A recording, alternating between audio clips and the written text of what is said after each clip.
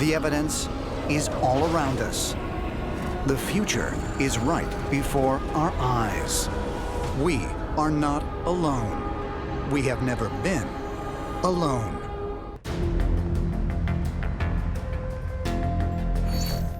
Istanbul, Turkey. Locked away in the archives at the Topkapi Palace Museum is a piece of gazelle skin with a fragment of an intricately drawn world map on it.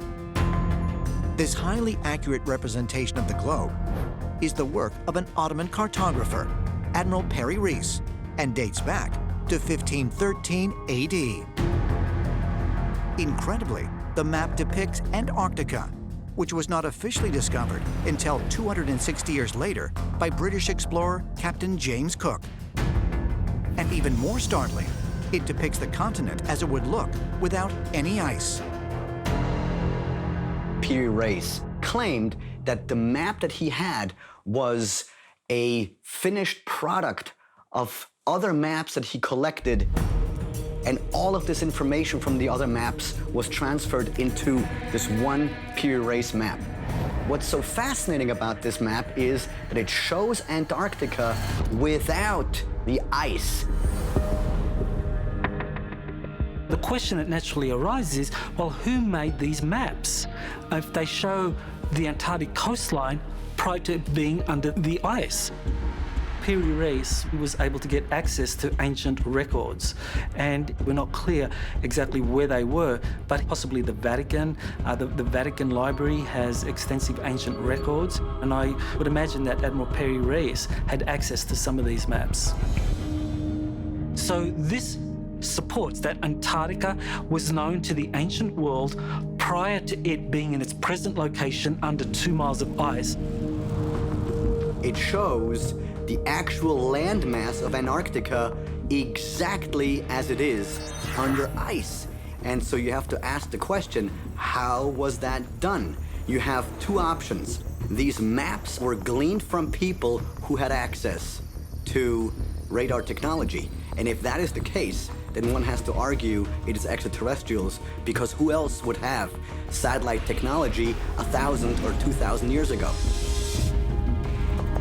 Another option is, what if this map was drawn during a time when the Antarctic was not under ice, implying that Antarctica was not at the South Pole at the time when that map was drawn? The main proponent of this theory was Charles Hapgood, a history professor at Springfield College in Massachusetts, when he first heard about the paradox of the Peri Reis map. In his 1958 book, Earth's Shifting Crust, Hapgood argued that Antarctica was ice-free prior to a catastrophic crustal displacement that occurred at the end of the last ice age, approximately 12,000 years ago. Hapgood's idea of crustal displacement was that in the relatively recent past, Antarctica was in a much more temperate zone, and that it just shifted and moved very suddenly into the frozen area. Mainstream scientists agree that continents do drift and that Antarctica was once in a warmer latitude. But they insist it took millions of years to reach the South Pole. Hapgood said it took days, even hours. Hapgood was saying that the thin crust of the Earth is able to slip forward on the mantle, and this causes huge cataclysmic changes. There are tidal waves, earthquakes, and suddenly land masses that aren't at, say, the North Pole or the South Pole find themselves there. If Hapgood's theory is correct, could an ancient alien civilization that once flourished in a warm Antarctica have been destroyed by a catastrophe? And if so, is evidence finally coming to light in the form of mysterious structures emerging from the ice? During her conversation with former Navy flight engineer Brian, investigative journalist Linda Moulton Howe learned of a strange incident that occurred in November 1995, after he had dropped off a team of scientists at a new research site in Marie Birdland. 3 Maybe 4 weeks into them being out there, McMurdo lost communication. They had missed a couple of their communication windows that they were supposed to make a call every day. Our crew was told to go out and find out if everything was okay at the camp. So we went out and we orbited the camp, and there was no sign of anybody. Right. So we landed, and our navigator got out, and he went out to try and find the camp manager. He comes back and says there's nobody here. So we got orders to fly back to McMurdo, so we closed up the airplane, took off, came back to McMurdo. The scientists remained missing for more than a week, an impossible amount of time to survive out in the harsh Antarctic conditions without shelter or food. Yet 1 week later, McMurdo Dispatch was stunned when they received radio communication from the team. Somehow, they had all returned to their camp unharmed. Brian's squadron was once again given orders to pick them up. We landed, opened the back end of the aircraft up, and the people, they didn't even grab their gear, they just ran up to the back of the airplane and jumped in. And basically we had to go out and get their gear and put it in the airplane for them because they weren't gonna get out of the aircraft. What were you seeing on their faces of these scientists running into the C-130? They look scared. I mean, I can't say it any plainer than that. They look scared. These people aren't talking to us. They're not saying anything. And I even asked one of the guys, hey, where were you guys for a whole week? And he just looked at me and he had this blank stare on his face and he looked right at my face and didn't say a word, not anything. Would you say, based on your military life and work, were these people in shock? Yes, that's a very good explanation that they were in shock. Somebody that had just experienced something that terrified them, from what I can visualize, the look they had, yes, they were in shock.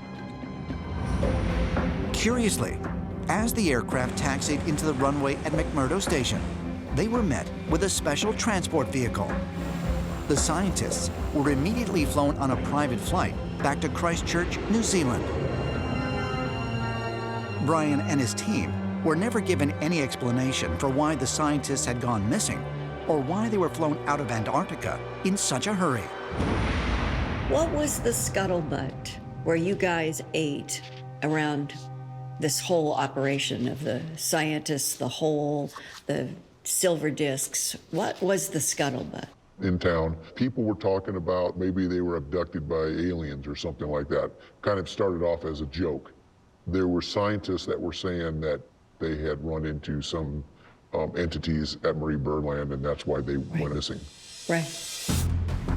If Brian's accounts are true, and there is, in fact, an extraterrestrial presence in Antarctica today, could it have been there for hundreds or even thousands of years? In July 2018, Linda Moulton Howe interviewed another whistleblower who offered to provide her with classified information regarding Antarctica on the condition that she not reveal his identity. Her source, a retired Navy SEAL who she identifies as Spartan 1, provided her with details of an ancient structure he claims to have visited during his time at the South Pole. At that time, my rank was First Lieutenant Commander, Naval Special Operations. We were inbound the southeast coast of Antarctica. We were dispatched for, unofficially, was a research reconnaissance mission. Officially, it was to find a certain individual, obtain any information, and bring it back. What was the date? August 2003. According to Spartan 1, when he and his team reached their destination, they encountered a large octagonal structure protruding from the ice. Cautiously, they proceeded to enter it. The very top of the first structure that we entered, there was almost 18 feet poking from the ice. The rest of it was hidden under the ice. Each door was the same, anywhere from 18 feet thick to around 30 feet thick. And even though these doors were that thick and that heavy, you could take one finger and push them and they would open. There was no resistance whatsoever. The outside temperature was at least 40 degrees below zero. Once you stepped inside these structures, the temperature was an ambient 68 to 72 degrees. What about the ceilings, hallways, floors? It was lighted from the inside, but we could not find the source of light. It was a lime green in color. The walls were lined with what I call hieroglyphics, but nothing of hieroglyphics that I've ever seen in my life.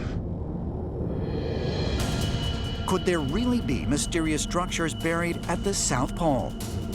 Structures built by an advanced extraterrestrial civilization in our remote past.